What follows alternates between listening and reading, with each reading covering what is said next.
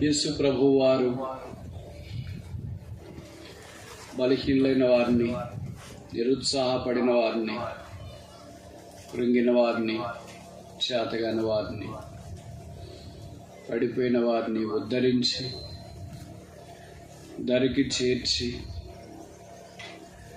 నడిపించి ఆదరించి సమకూర్చి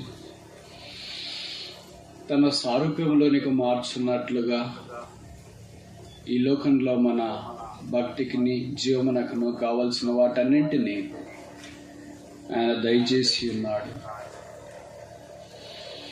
యేసు ప్రభు ఎంత బలహీనలను ధైర్యపరచగలడు, ఎంత చేతకాని వారిని వాడుకోగలడు, ఎంత నిమిత్త మాత్రలను ప్రయోజనకరమైన వాడుగా చేయగలడు. బైబిల్ అంతా మనకు ఉదాహరణల పర్వమే. అందులో ఆదికాండంలో యాకోబు ప్రత్యక్ష ఉదాహరణ.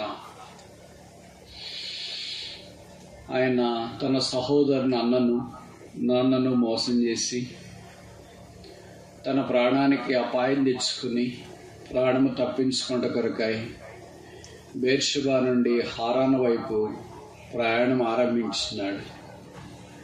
బహుశా దాదాపు 1000 కిలోమీటర్లు ఉండవచ్చు. అప్పటికి యాకోబు వయసు 77 సంవత్సరాలు. ఆయనకి ఇంకా పెళ్లి కాలేదు. అలాగ ప్రయాణం ఆరంభించినప్పుడు బహుశా 3వ రోజు ఒక స్థలానికి వచ్చినాడు. రాత్రి అయిపోయింది, ముందుకు ఎక్కడికి వెళ్ళాలో తోచలేదు. ఆ కారణాన ఆ రాత్రి అది భయంకరమైన స్థలము.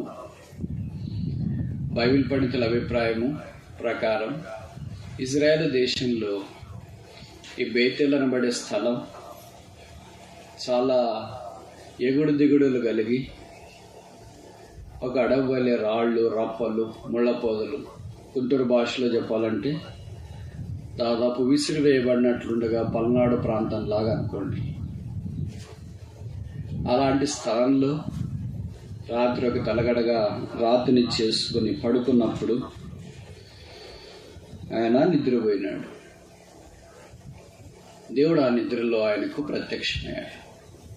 అంటే 77 సంవత్సరాలు దేవుడితో సంధింపు లేదా, దేవుడు పరిచయం లేదా?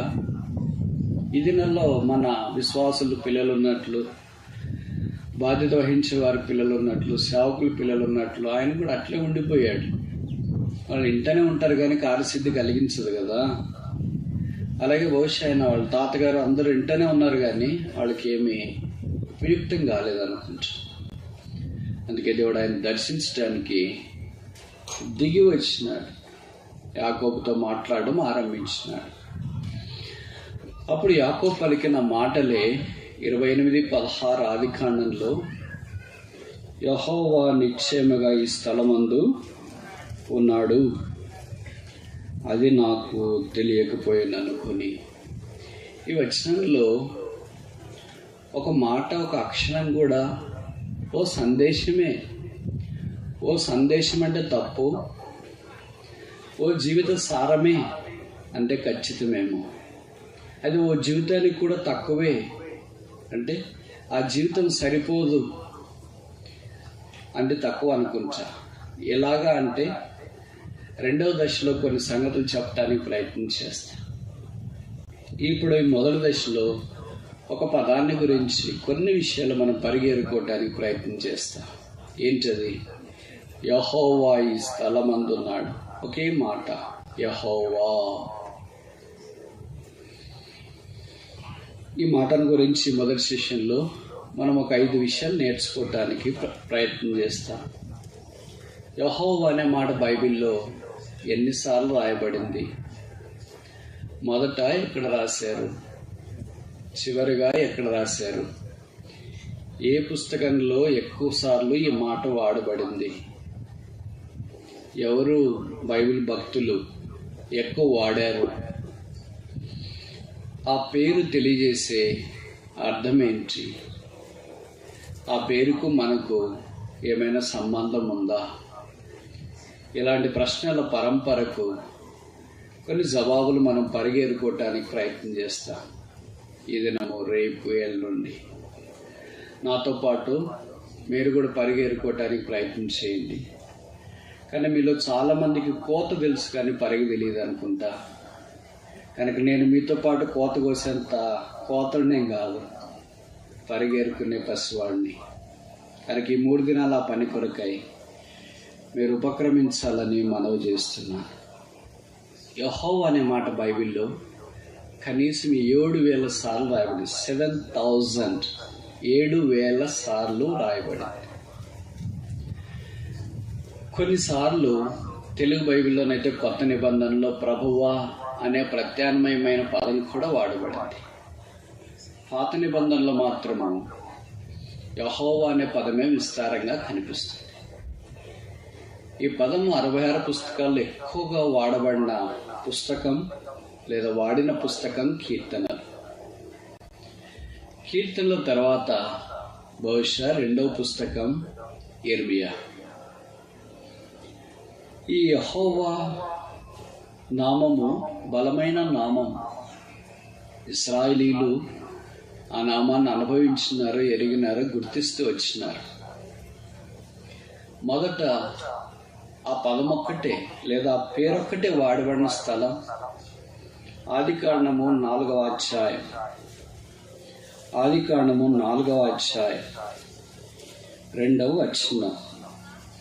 Genesis chapter 4 verse 2. ఆదికాండం 4వ అధ్యాయం 2వ వచనం. ఆదాము తన భార్య నవ్వను కూడినప్పుడు ఆమె గర్భవతి కయ్యూను కని, యెహోవా దయ వలన నేను ఒక మనుషుని. కనుక బైబిల్లో యెహోవా అనే ఈ 3 అక్షరాల పదం మొట్టమొదట కనిపించినప్పుడు దేవుని దయ కనిపిస్తుంది. రెండవది గర్భఫలము కనిపిస్తుంది. మూడవది సంపాదించుకున్నట కనిపిస్తుంది. నాలుగవది దాంపత్య ఆశీర్వాదము కనిపిస్తుంది. ఐదవది దేవుని ఆజ్ఞ నెరవేర్పు. 1:28 చెప్పాడు కదా, మీరు ఫలించి అభివృద్ధి పొంది భూమిని నిండించి లోబర్చుకొని ఏలుడి. ఆ వాక్యం యొక్క నెరవేర్పు కూడా యెహోవాను వాడబడిన మొదటి సందర్భంలో మనకు కనిపిస్తుంది. నేను ఈ మాటలు చెప్తుంటే మీలో కొంతమందికి అనుకోవచ్చు, 3వ అధ్యాయంలో కూడా ఆ మాట ప్రస్తావించబడింది కదా అని. ఆదికాండం 3వ అధ్యాయంలో ఆ మాట ప్రస్తావించబడింది, కానీ యెహోవాని ఒకే మాటగా లేదు. దేవుడైన యెహోవా, దేవుడైన యెహోవా, దేవుడైన యెహోవా, లార్డ్ గాడ్. విచిత్రం ఏంటో తెలుసా, మొదటి అధ్యాయంలో యెహోవా అనే మాట కనపడదు. మొదటి అధ్యాయంలో ఏం కనిపించింది? దేవుడు. ఆదికాండం 1వ అధ్యాయం 1వ వచనం, గాడ్. అక్కడ ఎందుకు యెహోవా అని లేదు? యెహోవా అనేది నిబంధన పేరు, జ్ఞాపకార్థ పేరు. కనుక మొదటి అధ్యాయంలో దేవుడు దేవుడు దేవుడు అనే మాట విస్తారంగా కనిపిస్తుంది ఆదికాండం 1వ అధ్యాయంలో. ఇప్పుడు పరిశుద్ధాత్మ దేవుడు మనకు ఆ దేవుడు ఎవరు అని 3వ అధ్యాయంలో పరిచయం చేయడానికి ఆరంభించినాడు. ఎవరు అంటే దేవుడైన యెహోవా.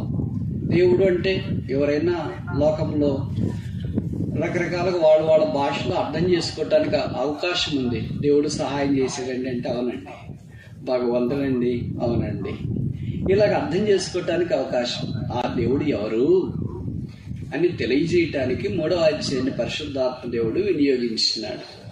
నీ దేవుడైన యెహోవా అనే మాట మనకి ఇక్కడ జ్ఞాపకం ఉన్నట్లు వాక్యంలో మనము గమనిస్తూ ఉన్నాం. ఇప్పుడు 4వ అధ్యాయంకి వచ్చేటప్పటికే దేవుడు అనే పదాన్ని కాకుండా యెహోవా అనే పదంతోనే ఆరంభించబడినట్లు వాక్యంలో మనం గమనిస్తాం.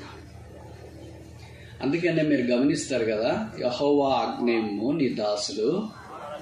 దేవా అనే పదం అక్కడ వాడబడలేదు. గాడ్ స్పీక్ అని కాదు, లార్డ్ స్పీక్. అంటే అర్థం ఏంటంటే అది దేవుడికి ప్రత్యామ్నాయ పదంగా మారిపోయింది. అందుకే 3వ అధ్యాయం నిర్గమాకాండంలో దేవుడు మోషేను పరిశుద్ధ పర్వతం మీద దర్శించినప్పుడు, గొర్రెలు కాస్తున్నప్పుడు ఆయనతో మాట్లాడడం ఆరంభించినాడు. నీవెవరని చెప్పాలి? ఇశ్రాయేల్ దగ్గరికి నన్ను వెళ్ళమంటున్నారు కదా, వెళితే వాళ్ళు అడుగుతారు కదా, ఏం పేరు దేవుడిదేని. నేను ఏం చెప్పాలా అని అంటే, నేను ఉన్నవాడు. ఇప్పుడు మీకు టీం అర్థమవుతుందా? యెహోవా ఈ స్థలమందు ఉన్నవాడు, హీ దట్ ఐ యామ్. అంటే చనిపోయిన వాడు, సమాధిలో ఉన్నవాడు కాదు, ఉన్నవాడు. దాంట్లోనే యెహోవా అనే పదం ఇమిడి ఉంది. ఇది జ్ఞాపకార్థ నామము అని చెప్పాడు. ఇదే మీరు తెలియజేయండి అన్నాడు. అందుకే పరిశుద్ధాత్ముడు విస్తారంగా పదాన్ని వాడాడు. మన జీవితకాలం అంతా ఈ పదంలో ఉన్న సంగతులు ఏంటి, ఆవిర్భావం ఏంటి అని అన్వేషించడానికి ఆరంభిస్తే సరిపోదంటే తప్పు కాదేమో. ఇప్పుడు 7,000 సార్లు ఈ మాట బైబిల్లో వాడారంటే 7,000 సార్లు ఆలోచించాలంటే ఎంత టైం కావాలి మనకి? ఇలాంటి ఎన్ని మీటింగ్లు కావాలి? పోనీ మనం చదువుకోవాలన్నా ఎన్నిసార్లు కావాలా? ఆలోచించాలని ఎన్ని కావాలా? కనుక ఇవన్నీ అయ్యే పనేనా? ఎలాగో అయ్యే పని కాదని మానేస్తామా? ఆ పని కూడా చేయలేము. అటు మానేయలేము, ఇటు అయ్యే పని కాదని పూర్తిగా చేయలేము. కానీ మనం ఏం చేయగలం అంటే పరిగెరుకోగలం. అందుకని ఆ సందర్భాల్లో కొన్ని మాటలు మనం నేర్చుకోవటానికి మనం ప్రయత్నం చేస్తాం. 4వ అధ్యాయంలో యెహోవా ఆరంభించబడింది. ఇప్పుడు యెహోవా మొదట స్తుతించబడ్డాడు. మీకు తెలుసు కదా, 4వ అధ్యాయం ఆఖరి వచనంలో, అప్పుడు యెహోవా నామమున ప్రార్థన చేయుట. ఆ దేవుడు నామం అంటే ఎవరులే దేవుడు, ఎవరికి వాళ్ళ దేవుడు ఉన్నారు, చాలా మంది ఉన్నారు కదండి అని అనుకోవటానికి అవకాశం ఉంది. కనుక యెహోవా నామమున ప్రార్థన చేయుట ఆరంభమాయను. యెహోవా సంబంధించిన సంగతులు ఆది కాండంలో కోకోలలో ఉన్నాయి. మీకు తెలిసిన కొన్ని చెప్పండి.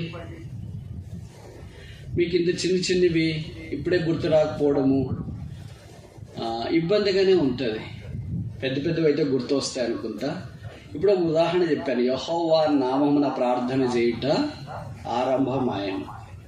యెహోవా నీ కార్యం, యెహోవాను ఆశీర్వదించబడిన వాడా, నీవు బయట నిలవనేలా.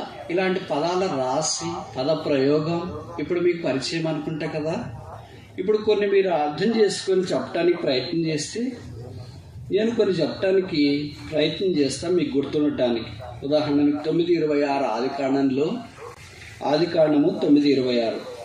మరియు అతడు షేము దేవుడైన యెహోవా స్తుతించబడును.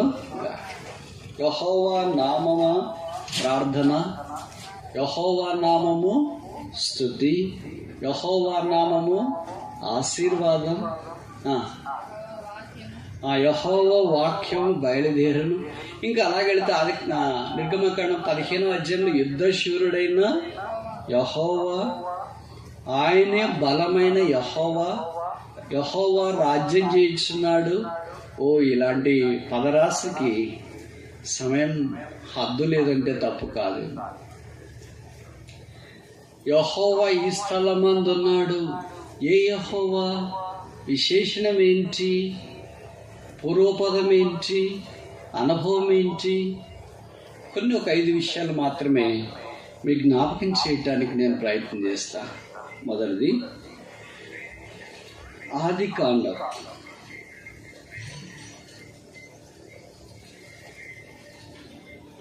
ఆది కాండం 2వ అధ్యాయం 4వ వచనం. ఆది కాండము 2వ అధ్యాయము 4వ వచనం. దేవుడైన యెహోవా భూమిని ఆకాశమును చేసిన దినమందు భూమి ఆకాశం సృజించినప్పుడు వాటి ఉత్పత్తి క్రమము ఇది. దేవుడు అనే మాటతో కలిసి అయితే యెహోవా అనే మాట బైబిల్లో మొదటి ఇక్కడ కనిపిస్తుంది. దేవుడు అనే మాటతో కలవకుండా అయితే ఆది కాండం 4వ అధ్యాయంలో మొదట కనిపిస్తుంది.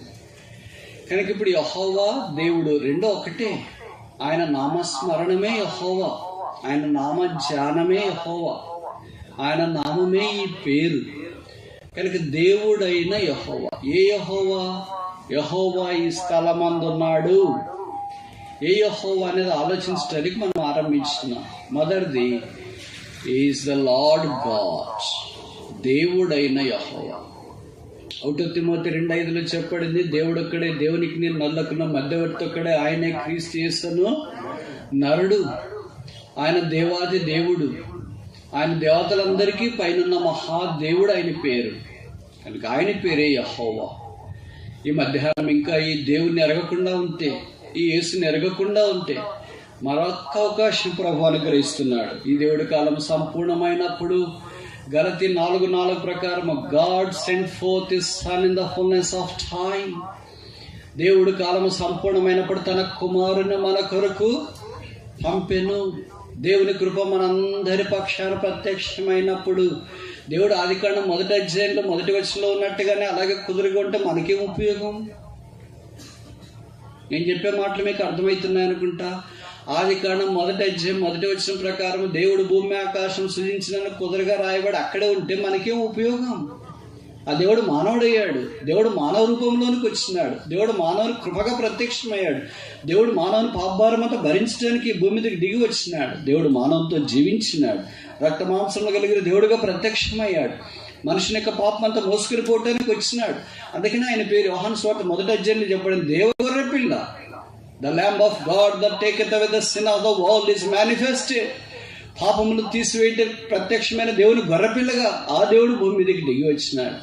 ఆయన యేసు ప్రభువు. ఆయన మన అందరి పాపాలు భరించడానికి శిలువ మీదకి వెళ్ళి తల మీద ముళ్ళ కిరీటం, ముఖం మీద ఉమ్మి, చేతుల్లో మేకులు, దేహమంతా కొడా దెబ్బలు, పక్కలో బల్లెపోటు, రక్తము కాచి చనిపోయి సమాధి చేయబడి తిరిగి లేపబడడం ద్వారా దేవునికి దూరస్తులం మనం. పౌలు నిర్దేవులు, గాడ్లెస్ పీపుల్. మనం అంటాం కానీ దేవుడు అంటే నేను చాలా నమ్ముతానండి అని. కానీ బైబిల్లో రాయబడి మనం నిర్దేవులు. నిర్దేవుడు అంటే అర్థమేంటి?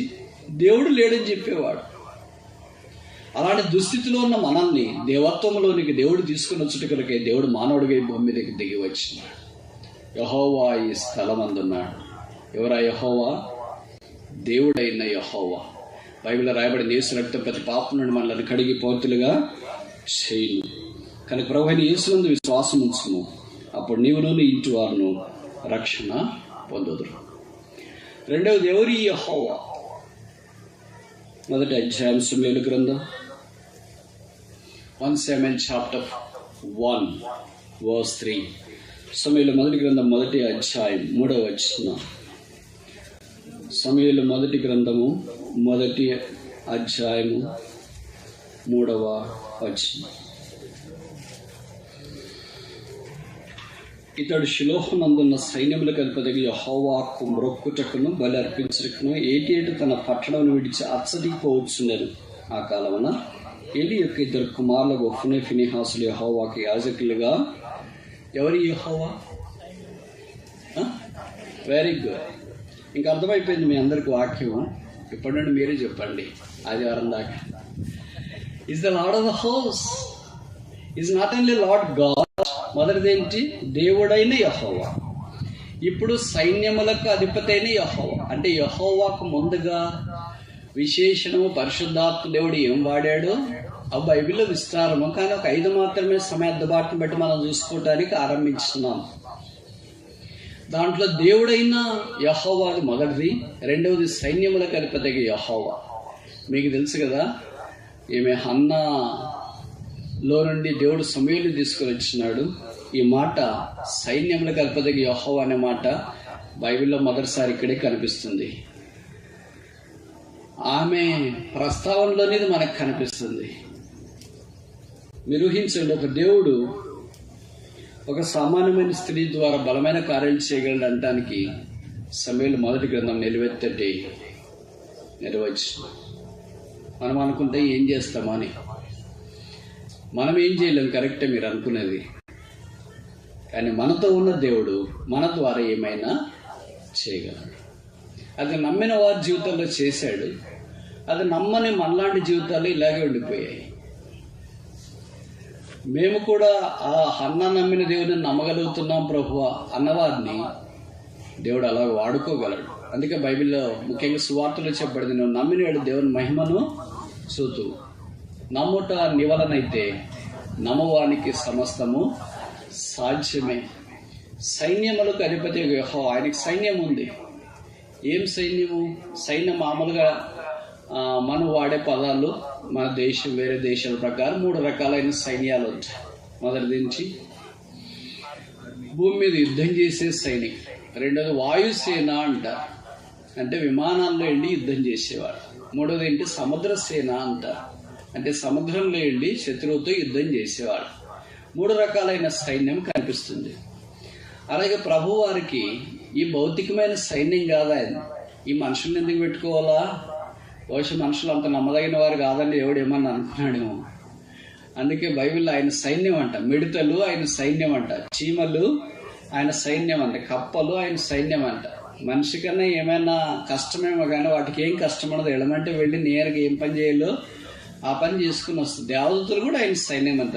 కీర్తనలో చెప్పబడింది, ఆయన చిత్తమంతటిని నెరవేర్చు ఆయన సైనికుడు, అంటే అధిపతి, దళపతి చెప్పిన మాటకు అక్షరానుసారంగా విధేయత చూపించేవారు.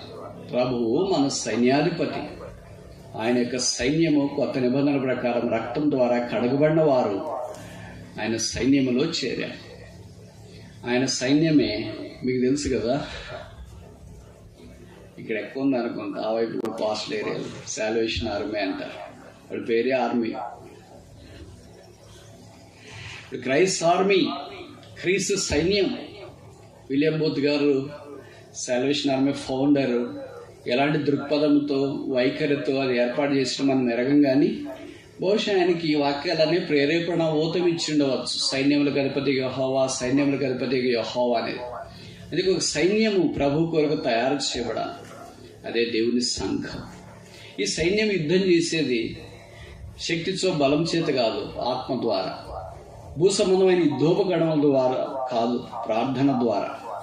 ఈ సైన్యము దుర్గములను పడద్రోయజాలని గొప్ప ప్రార్థనా శక్తి కలిగిన క్రీస్తు సైన్యం. ఇప్పుడు సమూయేలు మొదటి గ్రంథంలో వాడబడిన సైన్యము ఇశ్రాయేలీయులే. కొత్త నిబంధనలో ఆ సైన్యము యేసుప్రభు రక్తం ద్వారా కడగబడిన వారే. నిశ్చయముగా యెహోవా ఈ స్థలమందు ఉన్నాడు. యెహోవా విశేషణాలు 2 చూసిన. మొదటిది దేవుడైన యెహోవా, రెండవది సైన్యములకు అధిపతి యెహోవా, మూడవది యెషయా గ్రంథం 44వ అధ్యాయం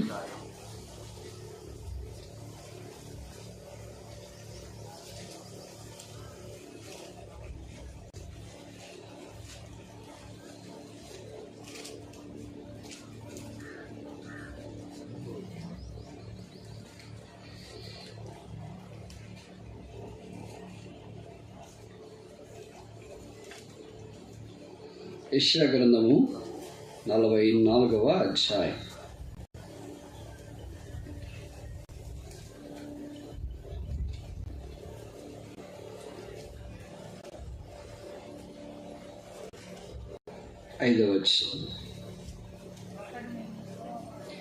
ఒకడు నేను యెహోవా వాడనని, మరి ఒకడు నేను యాకోబు పేరు చెప్పుకొను, మరి ఒకడు యెహోవా వాడని తన చేతితో వ్రాసి ఇశ్రాయేలును మారు పేరు పెట్టుకును. 6వ వచనం.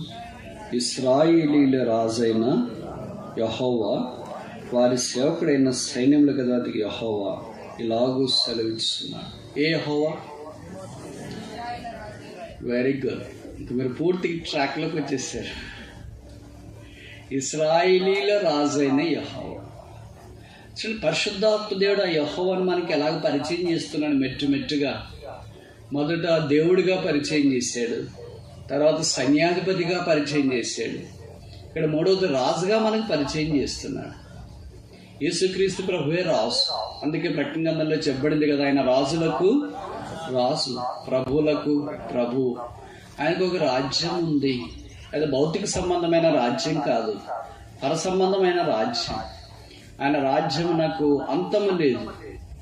ఆయన రాజ్య పరిపాలన 4 ఏళ్లే కాదు, 5 ఏళ్లే కాదు, 1000 సంవత్సరాలు పరిపాలించును. ఆ ప్రభు 1000 సంవత్సరాలు పాలించును. ఆ రాజ్యము అంతము లేనిది, ఆ రాజ్యము చలనము లేనిది, ఆ రాజ్యం సదాకాలం ఉండేది. దాని కొరకు ఎదురు చూస్తూ మనం సిద్ధపడాలని కోరబడుతున్నాం. విషాదకరమైన సంగతి ఏంటంటే, రాజ్యం కోల్పోయిన రాజకుమారులు కుమార్తెలు ఎలా బిక్కిబిక్కి అంటారో అలాగే బిక్కిబిక్కమంటూ మనం ఇలాంటి శామేనాల కింద కూర్చోవడం విషాదం. రాజ్యం రాబోతుంది, కోల్పోలేదు. కానీ మనం చూస్తే ఎవరికైనా ఏమనిపిస్తుంది, అంతా వీళ్ళు కోల్పోయినారు, ఏం లేదు, బూడిద మీద యోవాలే కూర్చునే బదులు ఇక్కడికి వచ్చి ఏంటి బరకాల, గోదావరి భాష, గుంటూరు భాషలో ఏమంటారు, బరకాలేనా, పరద, వెరీ గుడ్. ఎంత తేడా వచ్చింది చూడండి.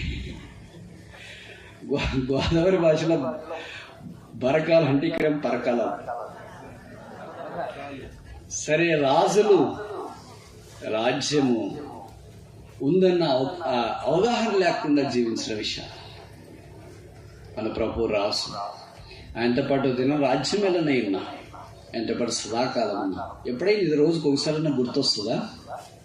వారంకి ఒకసారన్నా, నెలకు ఒకసారన్నా, సంవత్సరానికి ఒకసారన్నా ఇలాంటి మీటింగ్లు ఎప్పుడైనా పెట్టినప్పుడు గుర్తొస్తుంది అనుకుంటా కదా.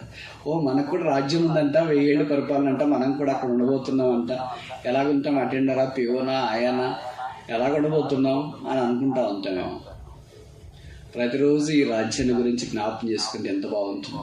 అందుకే యేసుప్రభు వారు కొండ మీద ప్రసంగంలో స్వతహాగా ఆయన నోటి నుండి పలికిన మాట 6వ అధ్యాయం 32-33 అనుకుంటాం, మత్తయి సువార్త.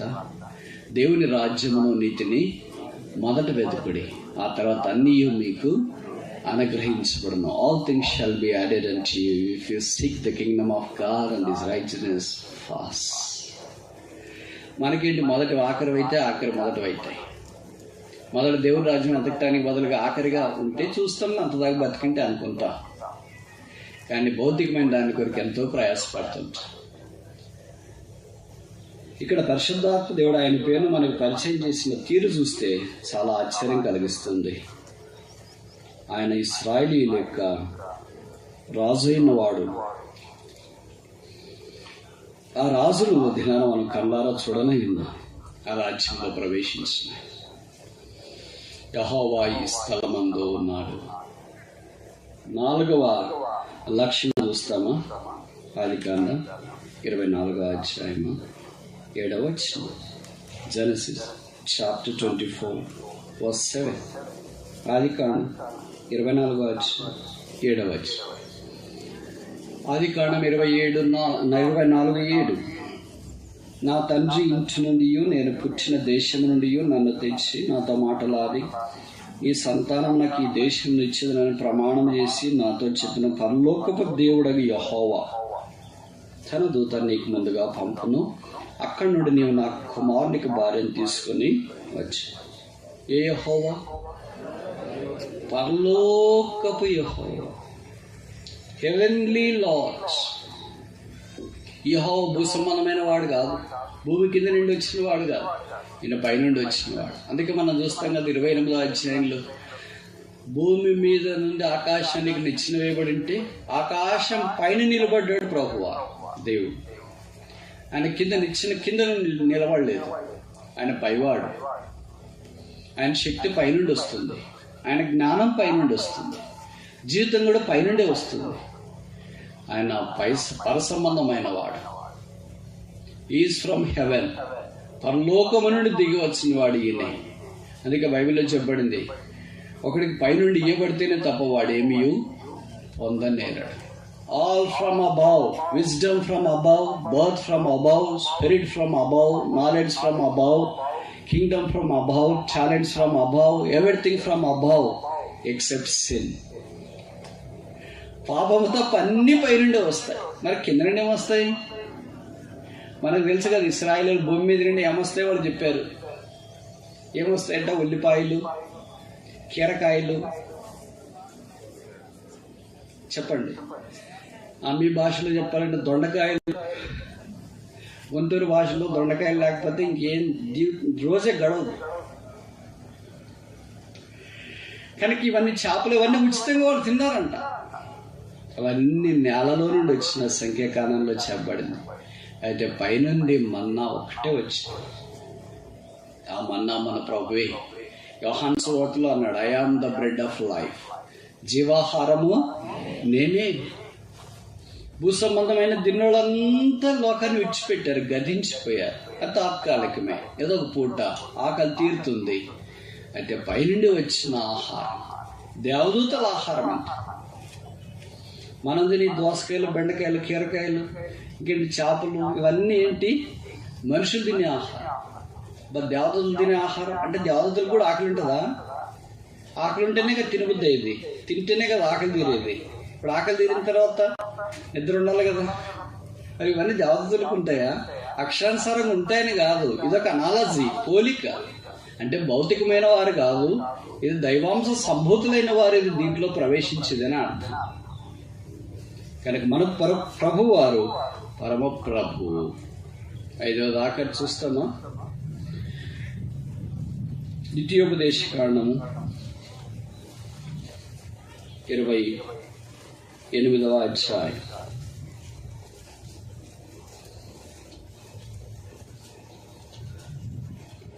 Deuteronomy chapter 28, verse 58. ద్వితీయోపదేశకాండం 28:58. ద్వితీయోపదేశకాండం 28వ అధ్యాయం 58వ వచనం. నీవు జాగ్రత్త పడి ఈ గ్రంథంలో వ్రాయబడిన ధర్మశాస్త్ర వాక్యములన్నింటిని అనుసరించి గైకొనుచు నీ దేవుడైన యెహోవాను మహిమగల భీకరమైన నామమునకు భయపడని ఎడల. యెహోవాను ఏంటమ్మా? ఏ యెహోవా? మహిమగల, glorious lord, lord of the glory, మహిమగల యెహోవా. ఈయన ప్రభావం మహిమగలది, సింహాసనం మహిమగలది, సువార్త మహిమగలది, రాజ్యం మహిమగలది, సంఘం మహిమగలది. అందుకే ఎఫెసీ పత్రిక 5వ అధ్యాయంలో చెప్పబడింది, గ్లోరియస్ చర్చ్, మహిమగల సంఘం. వదిలాను ప్రభు రాబోతున్నాడు. ఈ పాప దేహము, పాపం అంటే ఇష్టపడే దేహం, పరగలు తీసే దేహం, దేవుడు అంటే ఇష్టపడి దేహం యేసు ప్రభు రక్తం ద్వారా కడగబడింది కనుక this wild body shall be converted ఇంటే గ్లోరియస్ బాడీ, మహిమగల శరీరంగా మార్చబడుతుంది. మహిమ రాజ్యం నుండి కొనిపోబడుతుంది. మహిమ రాజుతో ప్రభు సదాకాలం ఉండనే ఉన్నా. ఆ మహిమ శుభప్రదమైన నిరీక్షణలో సదాకాలం ఉండాలని దేవుని యొక్క అభిలాష. నిత్యముగా యెహోవా ఈ స్థానం. భూమి మీద యెహోవా మామూలుగా యాకోబుకు కనిపించినాడు. ఇప్పుడు ద్వితీయోపదేశకాండం 28వ అధ్యాయంలో మహిమగల యెహోవాగా ప్రత్యక్షమవుతుంది. మనము మహిమగల యెహోవా అన్న దినాన్ని చూడనైనా, మహిమను కోల్పోయిన మనము, మహిమకు దూరం అయిపోయిన మనము, మహిమ లేని మనము ఇప్పుడు మహిమగల ప్రభు దగ్గరికి ఉచితంగా తీసుకురావచ్చు. ఇది దేవుని యొక్క కృపే. అందుకే రోమపత్రికలో చెప్పబడింది కదా, అందరూ పాపం చేసి దేవుడు అనుగ్రహించిన మహిమను పొందలేకపోతున్నారు. మహిమను పొందలేకపోయిన మానవుని మహిమ పొందనట్లుగా దేవుడు చేశాడు. ఇబ్రీ పత్రికలో చెప్పబడింది కదా, కుమారులను మహిమలోనికి తీసుకుని వచ్చుట కొరకై, to bring many into the glory. ఆ మహిమ వాడబారనిది, ఆ మహిమ అక్షయమైనది, ఆ మహిమ సదాకాలం ఉండేది. లోకంలో పరిస్థితులన్నీ మారినా మహిమ మారదు. లోకంలో మనుషులు మారినా మహిమ మారదు. పద్ధతులు మారినా మహిమ మారదు. తర్వాత లోకం యొక్క ప్రోటోకాల్, పరిస్థితులు మారినా ఆ దేశం యొక్క, రాజ్యం యొక్క మహిమ మారదు. దీనికి దేవుడు మనల్ని వారసులుగా చేశాడు. క్రీస్తుడి వారసులం అయిపోయాం. ఎంత సామాన్యంగా ఉచితంగా మార్చబడి, దీని కొరకు మనం చెల్లించిన క్రయము వ్యర్థం, శూన్యం, ఏమీ లేదు. కేవలం బహుశా మన పెదవులతో యేసు ప్రభు నామాన్ని ఒప్పుకున్నాం, హృదయం ముందు విశ్వసించినాం, రక్షించబడినాం. దానముగా, పుణ్యముగా, భాగ్యముగా, ఈవిగా, వరముగా ఇవ్వబడింది రక్షణ. ఈ రక్షణను బట్టి ఆ దేవుడు మన సొంతమయ్యాడు. ఇప్పుడు పాత నిబంధనలోనంతా దేవా దేవా దేవా అని పిలుస్తాడు. ఇప్పుడు కొత్త నిబంధనకు వచ్చిన తర్వాత అబ్బా, తండ్రి, నాయన. What a personal penetrating relationship. ఎంత దైవికమైన, సాన్నిధ్యమైన, సన్నిహిత సంబంధంలోనికి దేవుడు మనల్ని తీసుకున్నాడు. యాకోబు నిత్యముగా యెహోవా ఈ స్థలమందున్నాడు. ఇలాంటి యెహోవాని గమనించలేకపోయాడు. అయితే మనకు ఈ వాక్యం అనే ప్రత్యక్షతను బట్టి ఈ జనాన్ని యెహోవా యొక్క కోణాన్ని వివిధ రూపంలో మనం స్పర్శించడానికి, సృజించడానికి అవకాశం.